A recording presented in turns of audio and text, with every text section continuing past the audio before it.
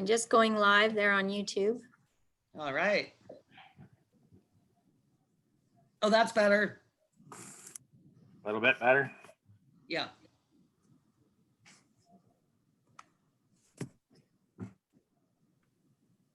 Until fall's setting in somewhat, there we're getting some more rain. It's supposed to rain a lot tomorrow. We've been getting a lot of rain the last little while. So. Yeah, we needed it earlier in the year for our farmers. It is starting to get muddy now, Merv. Yeah, I really have to pick my days on where I can go. So are we getting that? It still looks like it's setting up, but it does seem to say live on YouTube. I'll wait for you. You just count us in. Okay. All right, I will. It just seems every time I have to click it twice, but then sometimes it's just catching up and it actually is recording.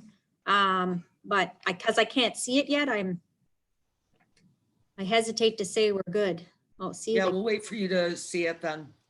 Okay. I just want you're going to give everybody the Zoom message. I want to make sure everybody's. That's why I want to wait, because before I call the meeting to order, I just want to talk a bit about technology right now. Okay, there, we're good. Oh, good. Hi, welcome everyone. Before I call this meeting to order, just a couple of technical things. Zoom did have some very serious issues last Monday. If you find that somebody is freezing up, or you get a note that says internet connection is unstable, shut down your video just for a sec and then bring it back up so that nobody thinks you're being rude. For those people who are watching, we have been having some technical issues with being able to hear people and being able to see people who are freezing up. If you get the note across your screen that says Zoom unavailable, log out of the meeting immediately and log back in, and we'll just wait and Annette can let you back in. Everybody understand? Sorry, guys, this is, I guess, you know, this is the popular platform right now, and they have been severely overloaded. So that's my little note for today. And at that, I will call this meeting to order of September 1st, 2020. I can't believe it's already September. Are there any additions to the agenda? I'm going to go with my screen. Brent, I'll start with you. No, I don't. Thank you. Merv? I just wonder, should we start maybe talking about a possibility of getting back together live in the council chambers, or we agreed to leave it for another little while? Well, Merv, what we agreed to was as long as the masks were in ordinance, that we would continue meeting like this. Okay. Okay. Jack? No, nothing. Okay, Tim? No, I'm good. Thanks. You're good? All right, so I just have a couple of things to add under new and unfinished. For 8, I'd just like to talk about the dog shelter and the need for after hours number. And when I get there, I'll also commend Tammy on what she has been doing. And I'd like to add the letter of concern we got late last night about Augsburg Road. I'd like to add that actually when Jason is in session with us, not as a new and unfinished. It speaks directly to his report, and that's all I have. And thank you to Sandra and Annette for adding all these extra things I asked for that came up kind of, you know, as we were moving along. All right, with that, I will ask for a confirmation of the agenda. Can I get a mover, please? Moved by Tim. All in favor? Thank you. Is there any pecuniary interest or the general nature thereof? Seeing none. Thank you. Can I get an approval of the minutes of our council meeting, or our committee meeting, I'm sorry, held on August 11th, 2020? Moved by Brent. Are there any errors or omissions? Seeing none. All in favor? Thank you. And with that, we will move on. We don't have any delegations today, but we're going to move on to Daryl, who actually has some stuff in his report for us today. Go ahead, Daryl. The floor is yours. Daryl, you're on mute. Daryl needs to take a shot. Okay, how's that? Perfect, thank you. My report's pretty near similar to every other day. The only thing I have different is I have a resolution for council to pass the work that I have to get done at the sewage plant. So you'll be getting that later. And that sole source is due to the fact that there's nobody else local and that this company has worked on our system before. They actually built the place. Oh, Yeah, they even actually, better. so. Yes. Thank you. All right.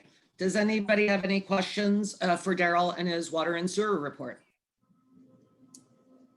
I had put $30,000 in my budget for airline in the ground to go to the same plant. So once we started having a problem with leaks, that's where the money is going to be coming from. It's going to be coming from that money. We won't do the airline until next year then. Sounds good. I like the way you think, Daryl. Okay, thank you. Good. Very good. Anything further for Daryl? Seeing none. Thank you, Daryl. Have a great day. Thank you. All right. And with that, I see Jason is there, but he's not there. Jason, are you with us? There you are. Hello. Hello, how's it going? Not too shabby. All right, Jay, you want to take us through? Oh, before we get started, did everybody see in our committee package, Jason's actual certificate for certified road supervisor came through from AORS. So yay, Jason, congratulations. Take us through your report. Augsburg Road has been completed. The sweeping at the Eganville Legion is completed. We did it that same week. The speed sign data on Bonnechere Lodge has been collected and sent to the OPP to review. Staff Sergeant Pat DeServerio reviewed the data and did not see any significant speeding issues on Bonnechere Lodge Road. Yes, Oh. Merv? Go ahead, Murphy. Is it okay if I took a photocopy of the records that were sent and showed them to the people at the lodge and the people down there that are complaining that this isn't really the horror story they thought it was? I do believe that is public information, Murph. Yeah, okay. Now, on that note, though, and I discussed this with Annette at some point, I thought that there were two issues. Some of the issues were people doing over 80, but I thought that one of the reasons for this request was because more people were walking on that road. But now that I see the stats, I understand that some people aren't even doing 80, which is quite incredible to me. But are you able to speak to that, Merv? Yeah, I just a bit of my observation. After they found the speed recording sign down there, everybody seemed to slow down. That's how it works everywhere we deploy it. Yeah. Everybody seemed to slow down. Even I slow down. Yeah. And I've got a lead foot. So Steve Fegan used to ask if my truck had a speedometer on it. All right. Anyways, I shall talk. Jay, maybe, you know what? Take us through your report and then we'll talk about this letter from the resident on Augsburg. Perfect. Excellent, thank you. We have completed all the gravel on all the roads, and liquid calcium has put on these roads also. The line painting has been done throughout the village on all the parking lots. Including on John Street? No, that's a different company. Oh. They were supposed to have that done actually last week, but because of the rain, I think it's put them back. Okay, I But can contact, sorry. it'll be done before the bridge is closed though? I hope so. I'm going to make a phone call and contact them just to make sure that they're up and running and make sure we can get that done. That would be great, thank you for that. I would like to extend the snow removal contract with Mr. John Reiner. Would council approve the extension for another year? I don't see why not. Does anybody have any concerns? Yes, Murph, go ahead. I don't see why not, and make sure he's willing to accept it, but apparently from what I hear in the liability insurance or something like that has gone crazy this year, so is he willing to even accept it? Yeah, Yes, Merv, I did talk to John and he is willing to accept it. okay. Now, he is putting his price up another $5 an hour, just to cover his insurances and stuff. All right, yeah, that's in the resolution, I think. Yes. Yeah, all right. And that email did not make me happy. On Fort Chute?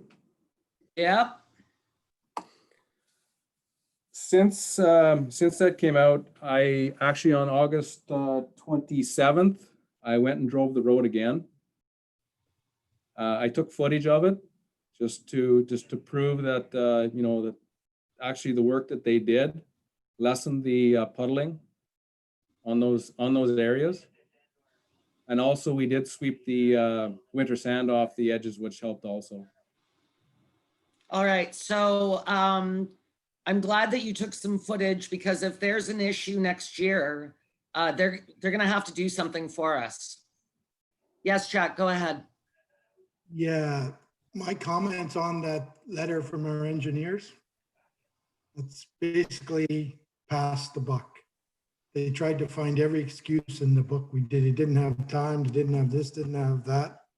If they're hired to do a job, I don't understand how they can just pass the blame on that we didn't have time to do it properly. I don't agree with that. I really don't. I would think that they should clarify that a little more.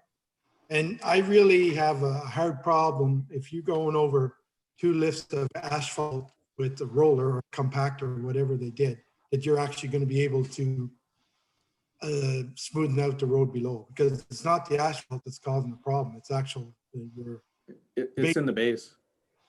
So like, is the base really that unstable? That, like, how big of a roller did they go over with? It was a big one, Jack. It was probably a good 8 foot wide. So I'm thinking it's probably maybe a 4-ton or more. Okay, I'm just, I'm very, very leery too, because they're more or less just our engineers more or less just wipe their hands up and say it's the deficiencies have been addressed. And that's, I don't like that comment. In my opinion, in good faith, this construction company should be extending the warranty. That's my feeling on it. I think, Jay, I do agree with Jack. I'm very concerned. We paid a lot of money for this road. It was a federal grant as well. And, people are using that road now like it's 110 kilometers per hour. I experienced somebody actually passing me on what I consider a very dangerous stretch of that road. So I would really like to see the construction company step up and give us an extended warranty until next year. All right, I will review that with the engineers and I'll get talking to the contractor also. Thank you, Jason. Yes, Tim. What I'm looking at with this warranty deal, just from previous experience, I don't think that any of the road is going to fall apart in the next year or two. And that's what our warranty is basically going to cover us. Is that correct, Jason? Say if there's something fell apart? Yes. And what I'm looking at when I see the issues at hand is what's going to happen years from now to make an early failure. So what I see is say our life expectancy of this project is hopefully in the 20 plus years of this job, right? We want to see between 20 and 30 years with the traffic that's on this road, with the amount of asphalt we have. We want to see our road last that long. I think and of course, this is just a really good educated guess, but the problems with the road, what we're seeing, aren't the ones that are going to make big effects within the first 5 years where you're road has warranty, it's going to creep up and bite us earlier. So rather than getting that 25 years out of our road that we initially want, we may only get 15. And that's where I think with this warranty issue, they can pass the buck because they're gone beyond what is there and what they've done. But we're not getting the best value. So instead of getting a Cadillac, we ended up with a Geo, and for the same price basically. So it's too bad. It's something I think we're going to have to keep in mind going forward with future projects. But that looks like where we're probably going to end up with it, right? If I'm off course here, fill me in there, Jason, but am I in any way, shape, or form on the money with that? You're right on, Tim, yes. So So question then for the boys in the club that know more about road construction than me, obviously. I totally understand what you're saying, Tim. But Jason, I just need your memory here. We did Grattan Road and there were some deficiencies, and within the following year, it had crocodiled to the point that there were actually potholes throughout some of the crocodiling. That's what Bill Kennedy called it. Am I Yes. using the term? Yes. And so I'm just thinking if this is sort of the same situation, and not that I disagree with Tim at all, I totally get what you're saying. I just thought if the snow is harder to remove, or that those type of deficiencies arrive by next year, because it doesn't drain, because it isn't, what we consider best practice, that's the only reason that I was asking. But if you think that's an unreasonable request, you have to tell me that. Right. No, that's right on, Jen. It's like, last winter, the road, it cleaned off perfect. We had no troubles. Later, our materials down, everything cleaned off well. I don't see an issue there. The springtime could be an issue, but like last year, everything stayed together well. Any of the big trucks that, I thought were overloaded, I made sure and I stopped them and asked them, check their weigh scale tickets, and, they were all good with their half loads. So, they're trying to keep what they feel in control of, so that they don't wreck the road if they do have to haul in the wetter weather, right? In the spring. Right. All right, well, maybe just touch base with our engineers again, but I totally agree that this is passing of the buck. And, we spend taxpayers' hard-earned money on these projects, not only through our taxation, but through their own income tax.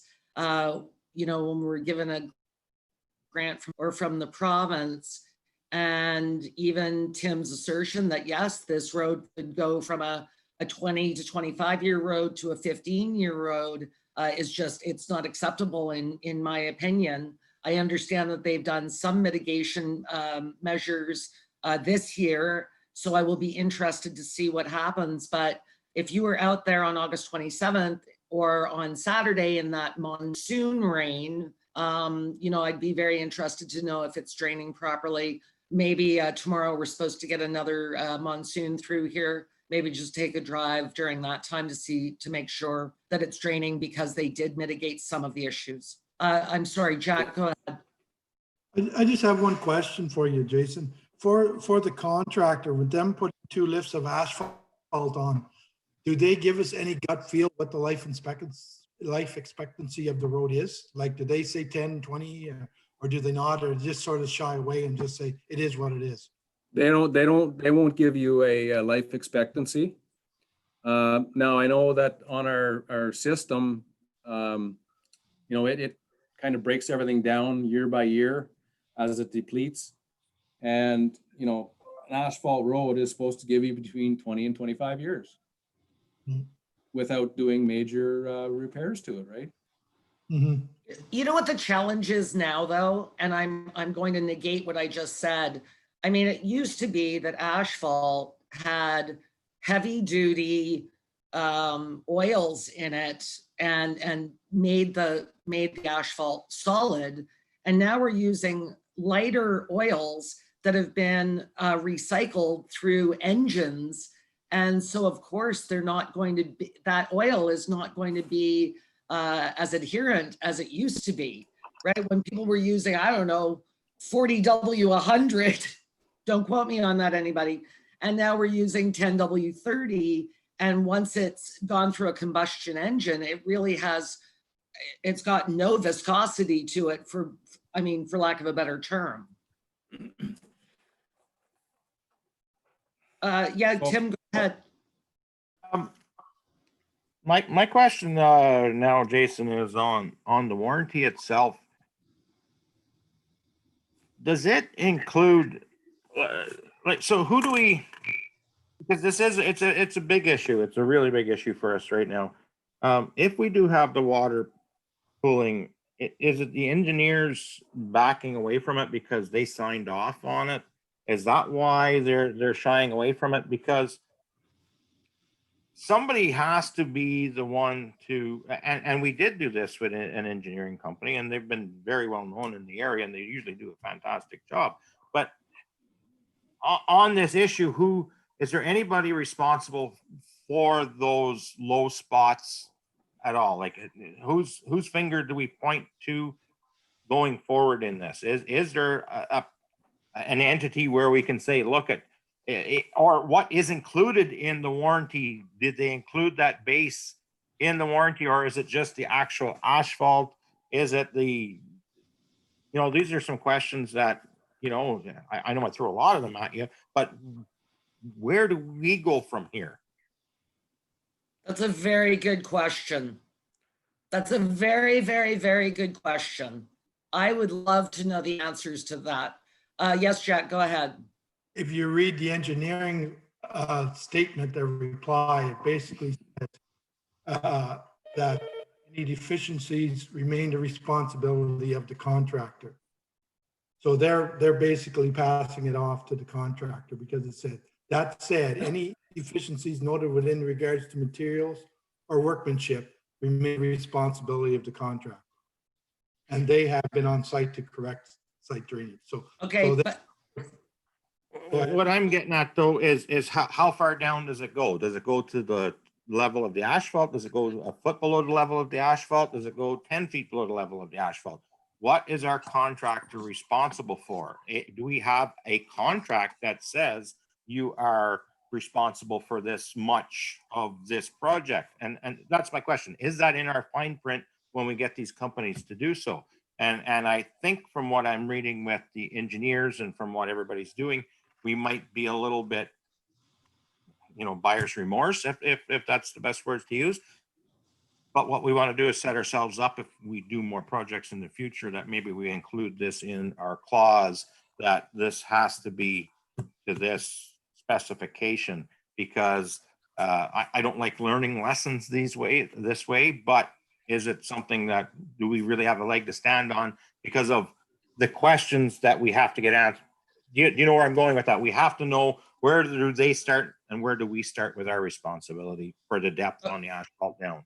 So Tim, that would be in the engineering report of what the expectation is of the contractor. They're the ones that come up with the construction plan, the amount of money it should cost, the specifications. So that's all in our engineering report. What I will say though, that if this contractor isn't willing to come to the party for us, we are not bound to take the lowest bidder.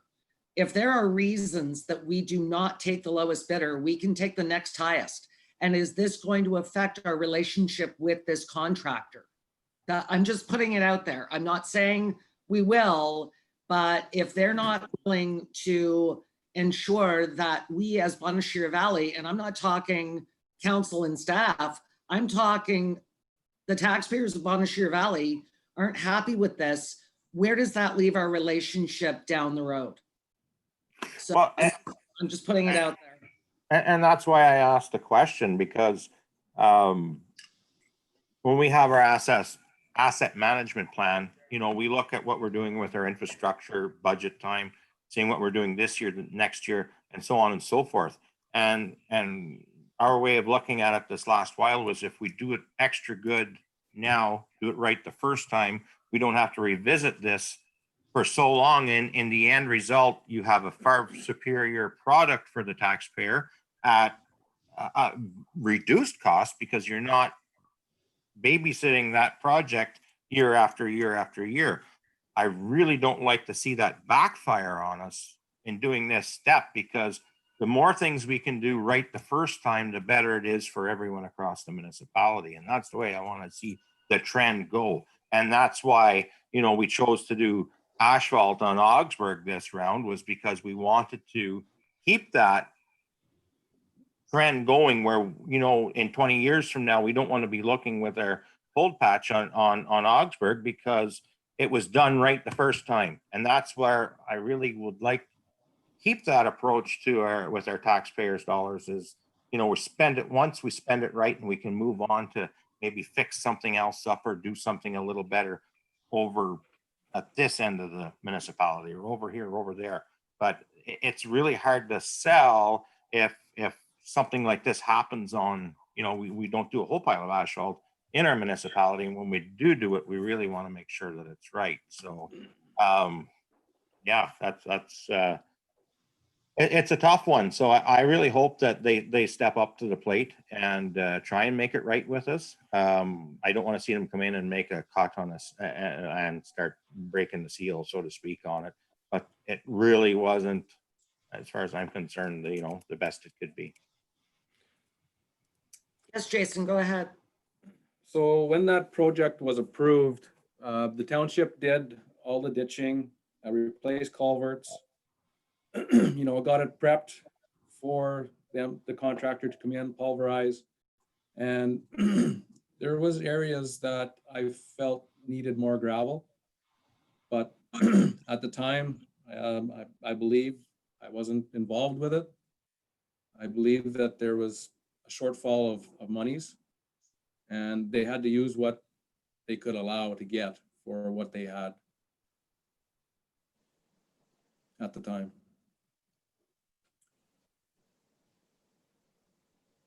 I see Jen's going dark. Okay.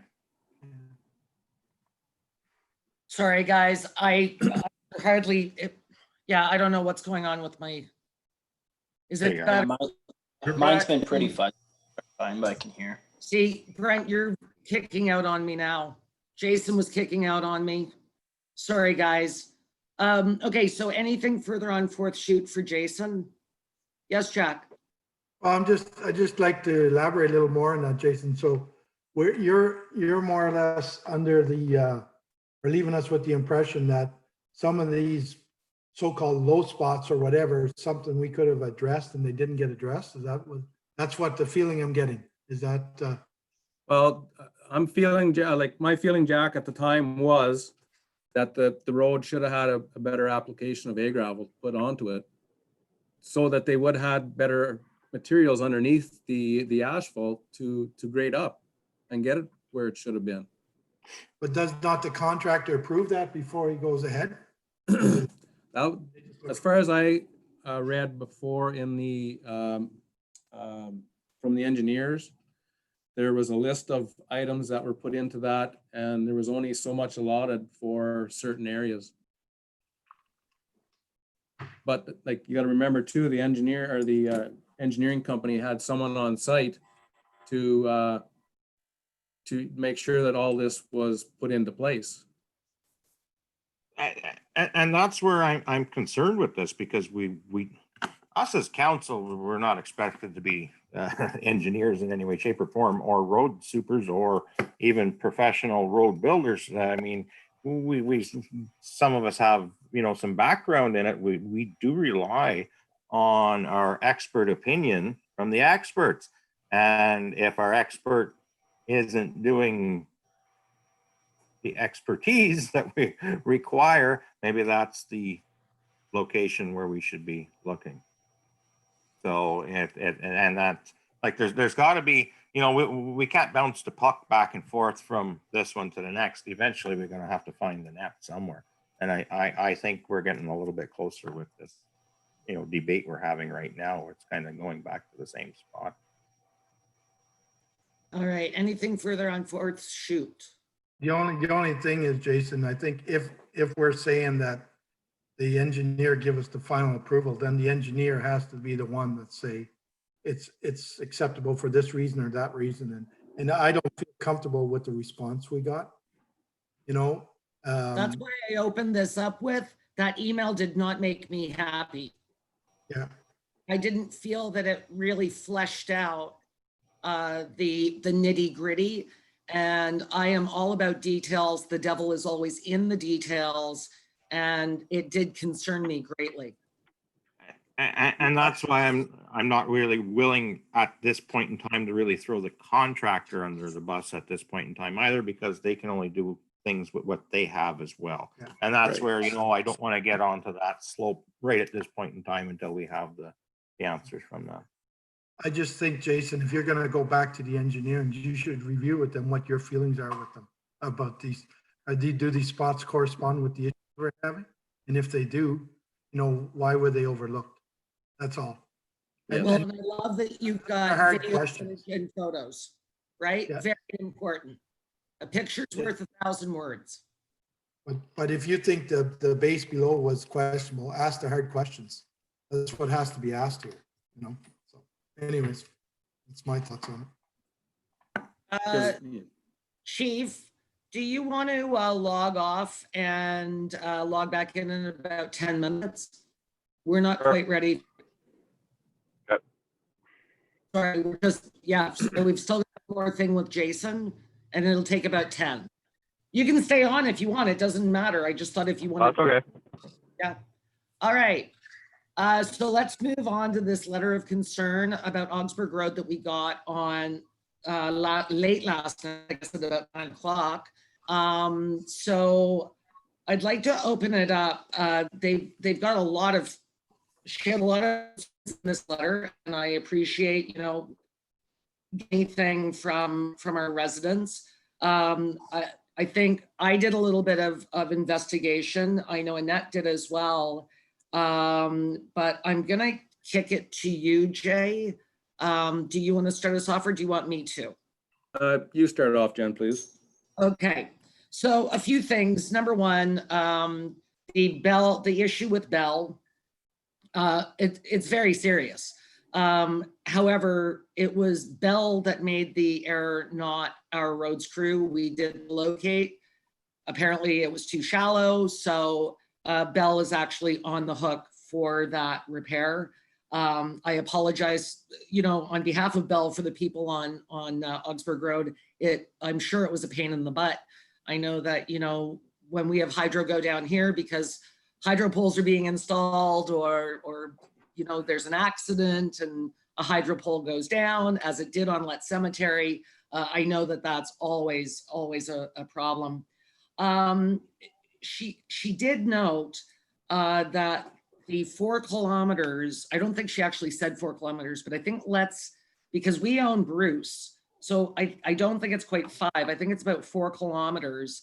It's about 275,000 per kilometer. And when I take Augsburg Road over our 3 years, I believe it's just over 7 kilometers. And at the price we were working at this year, it's about $201,000 per kilometer. So it was actually much cheaper, almost $75,000 cheaper per kilometer. And the other issue, of course, is that corner. In my opinion, I've driven that road a lot. Just recently drove it, and that corner's always been a bit dicey. But I will leave it up to council to discuss what to do about that corner in particular. I did not drive it in the rain, I will be honest. But again, the day that she drove it was Saturday, and I'm not sure that there was a road in Eastern Ontario that was draining properly that day. specifically because of the torrential downpour we had. So at that, does council have any questions for Jason with regard to this letter? And then I'll open it up to Jason to sort of lead us through it. Yes, Tim. Well, I was on Augsburg Road quite often last weekend, and I thought it was a really good job. It's nice where it previously was, and I think the resident that lives on there would also see that it's a major improvement of what it was just 6 short months ago. I looked at it very close to see, you know, how, and I'm very critical of roads for as far as lane elevation changes and stuff, because when I drive at a high load all the time, I have to be aware of the way things shift. It's just what I do, because it's my job every other day to stay on the road and stay safely on it. I really pay attention to the low spots, the high spots, what I have to avoid ahead of time, because I always have a very high center of gravity load, and with shifts in crown and elevations, it can throw me from side to side. So I do pay quite a bit of attention to it. Now, I really thought the road was fantastic. My question is, Jason, on the elevation on the corner, is it sufficient? I didn't do any measurements, of course, and got this letter last night, but does it have sufficient drainage to get the water away from the road so that we don't have an issue in the spring, in your opinion? Yes, it has ample elevation on it. And the rest of the crown across from start to finish, I did notice it wasn't super high, but does it have enough to get it away as well? Yes, it has between 2.5% and 3%. Oh, on the main runs, right? Right. And what are you, about 4% on the corner? Yes, roughly around 4%. I have no idea what that means, but Tim seems to be happy with it. Well, when I used to work with a landscaping company, drainage was something that I had to do, because you always have to get the water away from the house. Otherwise you get angry customers when they have a flooded basement. So I've made driveways like that before. Yeah, there's water in my basement, right? So yeah, it's can we break it down in an inch? I know this is old school, we're dating it, so we're not going to use metric system here. An inch over 4 feet, or 2 inches over 4 feet, so people would have an idea of what that means for. Oh, so it's like a roof line where you go 2 for 12. Yeah, so you can explain that better than I can, Jason. Go ahead. Oh, now I get it though. Okay. You're right on, Jen. Yes, so what we generally go by is if it's 2% over 10 feet, which is roughly the lane, you're 2 inches per, but because of the corner, we elevate it higher on the outside so that when you go around, it's like a roller coaster, right? Not that severe, but. That's very interesting. And now that I put it in roofline terms, I totally get it. Look at me learning. We're trying to break it down into layman terms here. I mean, because it's sometimes if you do get into the lingo, it gets hard and confusing for others. So yeah. Sorry, Jack. I did see your hand up. My apologies. Oh, that's okay. So you're telling me in that corner, Jason, you have it sloped from the inside all the way to the out. Is that the way you're doing it? Or are you sloping it from the middle down away? So the outside corner, Jack, when you come into it, the outside would be 4%. Yeah. To center, and then 4% from center down. Okay. On the inside. On the inside, okay. Well, yeah, okay. So you, the contractor measured that and set it up? I did. Oh, you did? Okay. I just, when I drive it, I don't like the corner, but that's just the way it is. I find the inside going in, it pulls you towards the middle.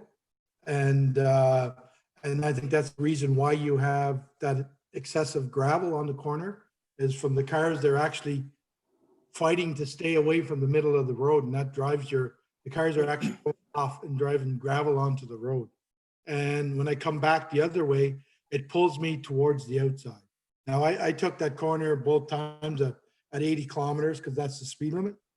And that's what it is there. And that's just the way I find it. But if you measured it, then it's got to be, maybe it's just the way I'm driving. Yes, Right. Tim, I'll turn it over So- to you and I'll give it to Jay to answer Jack.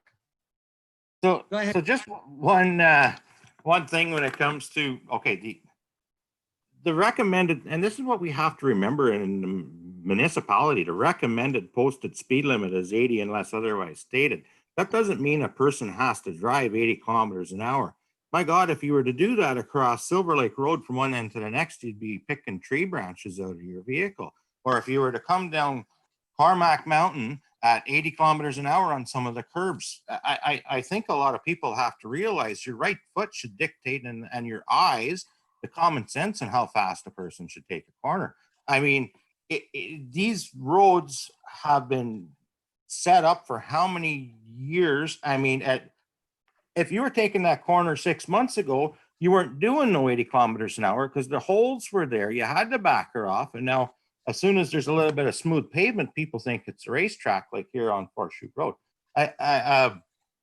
We're going into a whole new kettle of fish, but when we make the road smoother, we don't want to make them faster. We just want to make them better for the time being.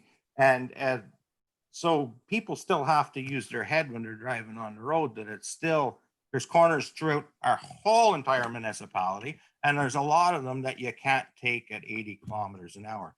My God, if we had to put a sign up on every rural road that says, you know, this one is suggested at 60 and this one at 50 and 40 and 30, we'd never have enough money in our budget to put them all up on trees. So I don't know where we want to go with that, but I've been noticing that a lot in this council chair. That's always a lot of issue with people, but people still have to take somewhat responsibility for themselves behind the wheel and not just always look, because you can put a sign up every mile and people aren't going to see them. That's a known fact.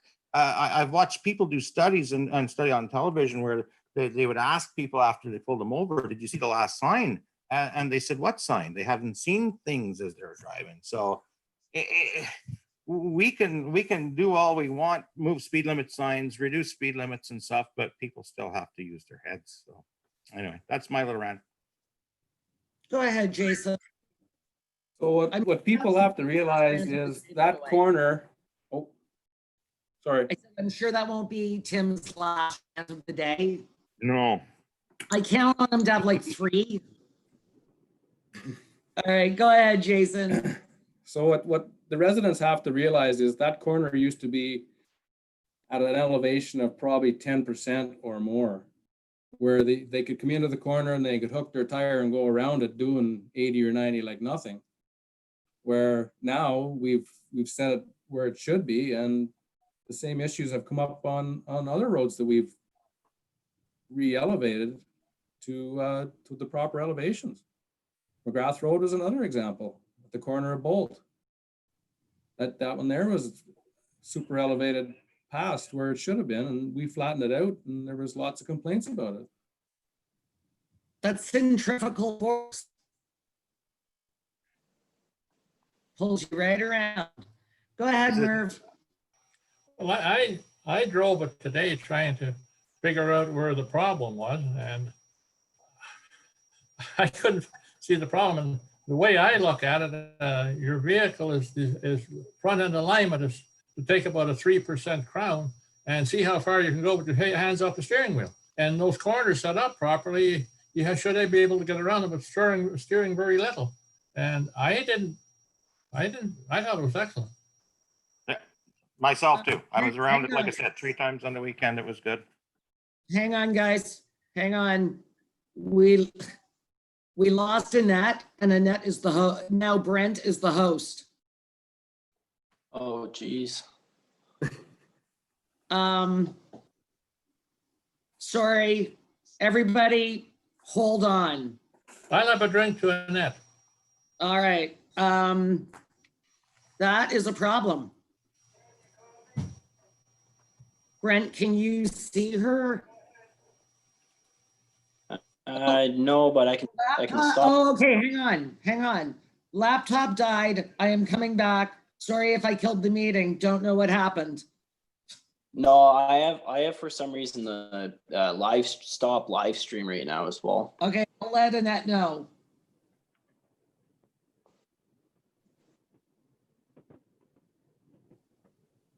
Okay. See, this is why I did my little spiel at the beginning. I'm just gonna get some water. I'll be right back.